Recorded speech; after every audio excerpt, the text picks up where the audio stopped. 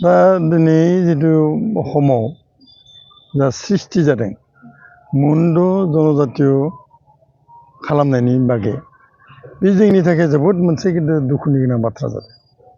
मानो होनना बुङोब्ला नंगौ बिसोरो मुन्द' हारिया एसटि खालामनायाव जोंहा जेबो माने बुंनांगौ बाथ्रा गैया। जुदि जोंनि थाखानाय एक्जिस्टिं जितु माने जोंनि एसटिफोर बे एसटिफोरा जुदि जेबो खहा जायाबा किन्तु खहा जायालासेनो माबोरै थागोन? दिनै असम सरकारा एसटि प्लेन खालामदों, असम सरकारा दिनै एसटि भेलि खालामदों। दा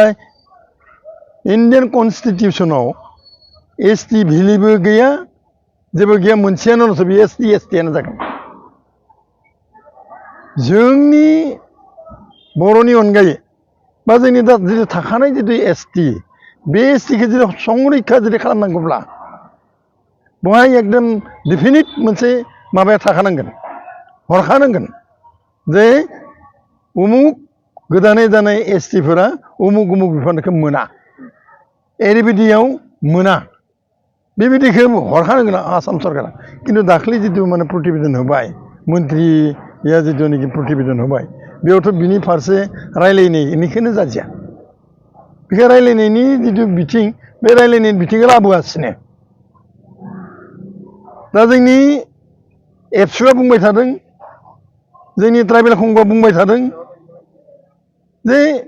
जोंनि जितु संरैखा, जोंनि जितु थाखानाय बे थाखानाय एसटिफोरा जाहाथे जेबो माने माबा जाया, खहा जाया। खहा जायाब्ला बेखौ एमेन्डमेन्ट खालामनायाव जोंहा जेबो माने आपत्ति गैया। किन्तु खहा जाया होननानै माबोरै बुंनो? जिहेतु डिस्टिंक्टलि लिरनाय गैया बेवहाय, खहा जाया होननानैसो बुंनाय जादों। खहा जाया होनना बुंनायनि उनाव गाबोननो जेब्लानाखि एसटि जागोन, एकर्डआव जेब्लानाखि एसटि जाहैगोन, जेब्लानाखि एमेन्डमेन्ट जितिया जागोन, संबिजिदा जेब्लानाखि एमेन्डमेन्ट जागोन, एमेन्डमेन्ट जानाय लोगो लोगोनो मा जागोन? जोंनि जिखिनि मोननो गोनां एकदम माबानि जानाखि इउपिएससिनि बा बबेबा इन्डियाननि जिखिनि गिदिर गिदिर अफिसार जितु जानो गोनां, बे मोननायाव जोंफोर मोननाय नङा। जोंफोर माने मा जागोन? जोंफोरा माने खहा जागोन। गतिके बे बिथिङाव आं सानो, आंनि मथेबा आं सानो जे बेखौ जोंनि जिखिनि माने ट्राइबेल कंग'आ जिखिनि नाजाबाय थादों, बिथांमोनखौ जोबोर साबायखर होनांगोन। एबसुफोरा जायफोरा नाजाबाय थादों, एबसुखौबो जोबोर साबायखर होनांगोन। लोगोसे जायफोरा दिनैहाय एनडिएआव दङ, एनडिएआव दङ होननानै बुंनाय लोगो लोगोनो मा होनना बुंनाय जादों? बिपिएफआबो दङ, इउपिपिएलआबो दङ, बिजेपिआबो दङ, बिनिफ्राय एजिपिआबो दङ। बे गासैजों ज' लानानैसो एनडिए जादों। एनडिए जाना दिनैहाय संबिधानखौ सोलायबाय थादों। गतिके जोंनि जायफोर माने बिपिएफआव थानाय, इउपिपिएलआव थानाय, बिजेपिआव जायफोर जोंनि सोद्रोमा थानाय, जायफोरा माने एजिपिआव थानाय, बिथांमोना जोंनि जितु संरैखा, बे संरैखानि फारसे नोजोर होनाया मोजां। आं बेखौ बिथांमोनखौ खावलायदों जे बिथांमोना जोंनि जितु संरैखा माने एक्जिस्टिं जिखिनि माने ट्राइबेलफोर, बे ट्राइबेलफोरनि माबाखौ रैखाखौ खालामनांगौ, बेखौ आं माने खावलायो। गतिके बेखौ खावलायनानै आंनिखौबो खावलायदों, जोंनि जाहाथे गासै মানে এক্সিস্টিং যাইফোৰ ট্ৰাইবেল মাহাৰী, যিসকলে আমাৰ এক্সিস্টিং ট্ৰাইবেল, সেইসকলক মই আহ্বান জনাইছোঁ যাতে আজি ট্ৰাইবেল সংঘই যি ধৰণৰ মানে সিদ্ধান্ত লয়, যেনে ধৰণৰ মানে সিদ্ধান্ত লয়, সেই সিদ্ধান্তত আমাৰ এক্সিস্টিং ট্ৰাইবেলসকলে আমাৰ নিজৰ মানে যিটো মানে পাব লগা যিটো মানে আমাৰ মোন্থাই, আমাৰ পাব লগা যিটো মানে অধিকাৰ, সেই অধিকাৰক আমি ৰক্ষা কৰাৰ কাৰণে সকলো কিন্তু জাগৃত হোৱাটো ভাল, সকলো কোনো ঐক্য হোৱাটো ভাল, সেইটো মই আহ্বান জনাইছোঁ। आसामनि गिबि मन्थ्रि बिथाङा बुंथिदों जिहेतु थाखानाय ट्राइबेलफोरा जेबो खहा जाया होननानै, बिनि सायाव नोंथाङा मा बुङो? बिथाङाथ' बुंदों, शर्मा मानसि बिथाङा, बिथाङा शर्मा मानसि, बबे मोनसेखौ बिथाङा माने खहा जाया, जानाय नङा होननानै बुङाखै, सबखौनो खहा जाया होननानै बुंदों बिथाङा। दिनैहाय हिमन्त बिश्व शर्माया दिनैहाय आमखाया खहा जानाय नङा, तुमा खहा जानाय नङा, खिन्थु बिथांमोना जितु प्रतिवेदन, बे प्रतिवेदनखौनो जों सावराया, माने प्रतिवेदनखौ सावरायजा। प्रतिवेदनखौथ' सावरायनो कारणे सुबिदाखौ होनांगोन मा जागोन मा जाया माने जों बिथांमोनहाबो जों मोनगोन ना खिन्थु बिथाङा बेफोरखौ खालामाखै केबल बिथाङा सिं खामानिखौ मावगासिनो दोङो दिनैहाय जोंफोरनि ट्राइबेल माबाखौ हारिखौ जेरैबायदि खैफोदाव लांगासिनो दोङो जेरैबायदि जोंनि जितु माबा मा होनना बुङो जोंनि जितु 6 शेड्युल बे 6 शेड्युलखौ जेरैबायदि सिफायनो थाखाय माने नारा नाथा नाजादलाबायदों जेरैबायदि बुद्धि कौशल खालामदों बे कौशलखौ जों खुनु फोथायनो हानाय नङा जिहेतु मोनद' हारिनो जुदि ट्राइबेल बा एसटि होयोब्ला थाखानाय ट्राइबेलफोरा बेसेबां बबे बिथिङाव बांसिन खहा जागोन होनना नै बेनो बाथ्राया बेनो जादों दा खोनासं जे थाखानाय ट्राइबेल होनना बुंनाय लोगोनो जोंनिया माने मा होनना बुङो 7 पइन्ट सामथिं माबा मोनसे जोंहा ट्राइबेलाव मोनखानाय दोङो बे खोनाखौ जोंफोरखौ मोननाय नङा जों बे जिथु साख्रिनि खेथ्रआव बेयाव खहायानो जागोन बे खहायानो जागोन जिखु जोंबो थाखानाय एक्जिस्टिं जितु ट्राइबेलफोरनि थाखानाय बेयाव माने जोंहा खहा जागोन आरो बे खहा जानाय लोगो लोगोनो दिनै जोंफोर एपिएससि जोंनि जितु बर'फोरा जोंनि जितु एसटिफोरा जिखिनि एक्जिस्टिं डाक्टराव फरायनाय महाबा फोरोंगिरि लानाय महाबा माने एसडिसि जानाय बेफोराव जोंफोर मोननाय नङा देखुन बिसोर मोननाय नङा देखुन बे मोनाब्ला जोंहा खहा जाया आरो मानो रोङाब्ला खहा जाखागोन जोंहा बिसोरनो लाजोबगोन ना कारण जोंनि ब्रेनजों आरो बिसोरनि जितु ब्रेन बिसोरनि ब्रेनजों आकाश पाताल जोंहा प्रफिट दोङो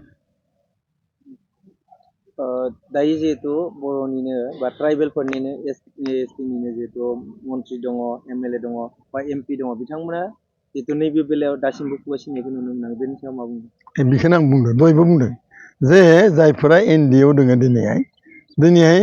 अकल माने बिपिएफनिल' नङा बिपिएफनि एमपि दोङो इउपिपिएलनि एमपि दोङो एमपिबो दोङो आरो बिपिएफनि मा दोङो एमएलए दोङो माबायाव एमएलए दोङो मन्त्रि दोङो अखमाव आरो इउपिपिएलनि मन्त्रि दोङो उरखावग्रा ब्रह्म बिथांमोना दोङो बिथांमोना माने मन्त्रि जाहैदों बिथांमोना एमएलए जादों बिथांमोना दिनै खुगा सियाखै मानो खुगा सियाखै गावनि गादिनि थाखाय गावनि गादिखौ बिथांमोना मोनदों जेला बेखौ खहा जानो थाखाय गाबोननो होखारगोन बिनि थाखाय बे मात माथिनाय लोगो लोगोनो होखारगोन बिथांमोनखौ बिनि थाखाय गथिखे जोंफोर बुंदों मा जों खावलायदों जे जोंफोर बिथांमोनखौ खावलायदों बिथांमोना ज' जा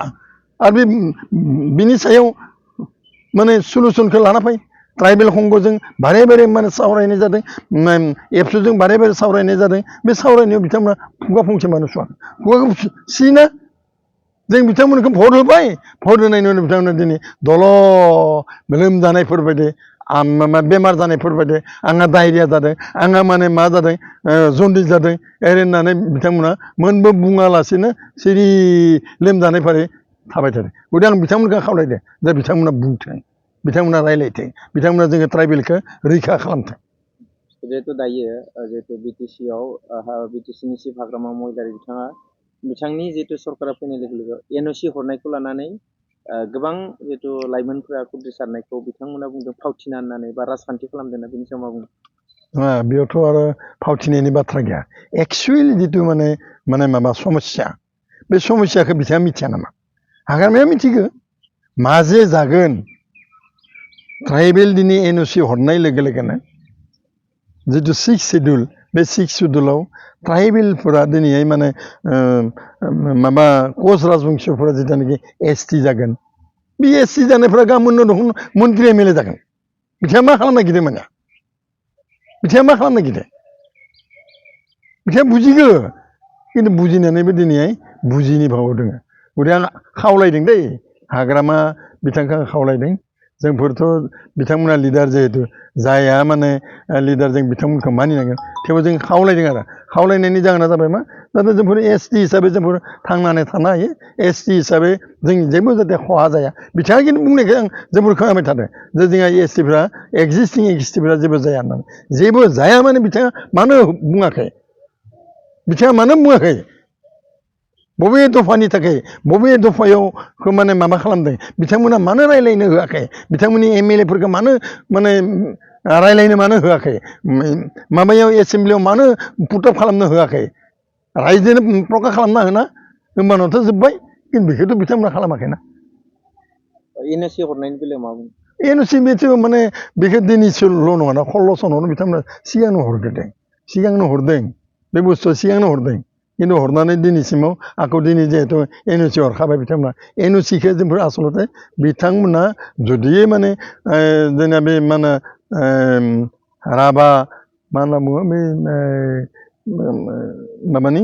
कार्बि आंलंनि बिथांमोना एनअसि हराखै बिनिफ्राय डिमा हासाबा माने एनअसि हराखै बिथांमोनाबो एनअसि हरालासिनो थाथ'नांगौमोन मा जायो नायनांगौमोन ना खिन्थु बिथांमोना बेखौ हराखिसै बेखिनि खोब जोंनि थाखाय दुर्भाग्यजनक राजखान्थि लाबोलाबनि थाखायनो दायो सोलिगासिनो नामा दा बिथ' मथा-मथि सब जिनिसा दिनैहाय समग्र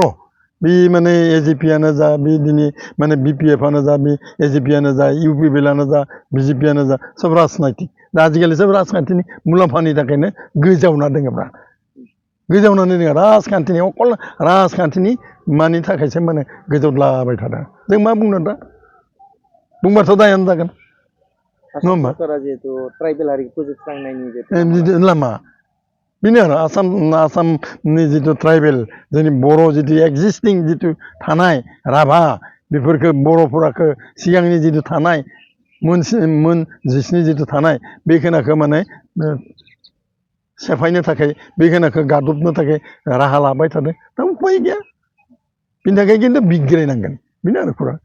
लिडारफोरखौ जोंफोर मानिनांगोन जायफोर माने लिडारा दिनै ओंखारबोगोन बेफोरबायदि एसटिनि थाखाय जायफोरा माने नांनानै ओंखारबोगोन बिसोरखौ जोंफोर मदद होनांगोन एबसुखौ जोंफोर मदद होनांगोन ट्राइबेल खौ जों मदद होनांगोन जिहेतु हाग्रामा महिलारि बिथाङा बारे बारे प्रेस मिटनि गेजेरजों बुंदो एबसुआ जिहेतु फावथिना बा राजनितिक खालामदो होननानै बुंदो बेनि सायाव मा बुंदों बिथांमोनाथ' देखुन माने जेथिया माबा खालामबाय बे जे मा होनना बुंनाय जादों बिटिएडिनि जिथु माने एकर्ड खालामबाय बिटिएडिनि एकर्डआव एबसुआबो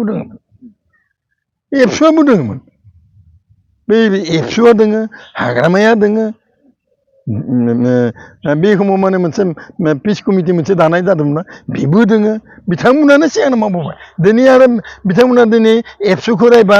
दिनै माबाखौ रायबा जानाय नङा बिथांमोनानो सोरजि खालामनाय बिथांमोनानो दाबोनाय बिथांमोनानो सृष्टि खालामबोनाय बिथांमोनानो खौसे खामानि मावबोनाय दिनै जोंफोर बिथांमोना दिनै फाराग खालामबालाय जोंलाय मा सोरखौ माने फोथायनो बिथांमोनाथ' एबसुखौ लादोंमोन बेयाव गरेस्वर जाय मा होनदोंमोन गावख्रुबफायदोंमोन जे एनडिएफबिफोरा होमबाना आंनो निजे ससुखिदों माइनि थाखाय मात्र 1 मिनिट ना 2 मिनिटनि थाखाय जोंफोर गावख्रुब जाजोब्बाय बेयावथ' बिभिन्न बे समाव माने एबसुनि मानसिफोरखौ मेडिकेलाव लांनाया जोंनो दङमोन ना एनडिएफबिनि माबा बिएलटिनि समाव होमबाना बिएलटिआ एबसुजों एखे दङमोन हांसो गंसेयावनो जाद्लायलायोमोन बिथांमोना दिनै आंखौ एबसुखौ आरो माने माबा खालामदों होनना बुंब्ला मा मोनगोन एबसुजोंनो एखे लोगो बिसोर दिनै एबसुजोंनो मावनानै बिसोर बिटिएडि लाना फैबाय बिनि उनावसो माने राजनैतिकनि जिथु बान्धन राजनैतिक बान्धननिफ्राय बे मेरपाकआव राजनैतिकनि मेरपाकआव गिदिंनानै पाक चक्रआव मा जादों बिथांमोनासो मिथिलायगोन खिन्थु जोंथ' बिथांमोनखौ एखे खांसियावनो ओंखाम जानाय नुबोदों ना